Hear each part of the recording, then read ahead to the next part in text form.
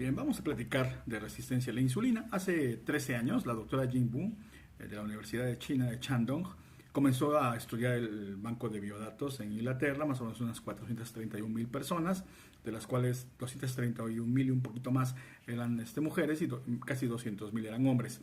Básicamente lo que hizo durante 13 años es seguirlos en relación a si desarrollaban resistencia a la insulina. La resistencia a la insulina es un mecanismo en el cual básicamente el páncreas tiene que producir cada día más insulina para poder, digamos así, meter la glucosa dentro de las células, sobre todo a nivel del músculo. Y son muchos factores, la dieta, toxinas ambientales, así se determina. El sedentarismo básicamente es fundamental en esto. Y otros factores como la obesidad, metainflamación. Es complejo propiamente el mecanismo, pero el mecanismo se relaciona con otras enfermedades, ¿no?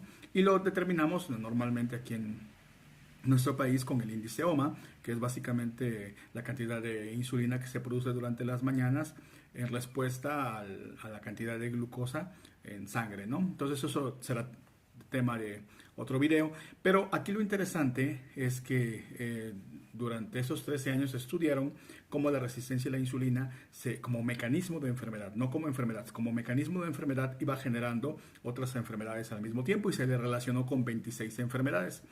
Básicamente eran personas entre 40 a 69 años de edad y al principio básicamente los mayores de 60 años, hombres con obesidad, fumadores y muy sedentarios eran los que más resistencia tenían a la insulina, pero la sorpresa fue que durante todos esos 13 años como que se diversificó y como básicamente prácticamente todo el grupo de estudio terminó teniendo cierta tendencia a la resistencia a la insulina. O básicamente se utilizó un índice que se llama índice TIG, índice de triglicéridos glucosa, en el cual se multiplica la cantidad de triglicéridos por la glucosa sérica dividido entre 2 y se le saca el logaritmo natural. Y sí, matemáticas ahí.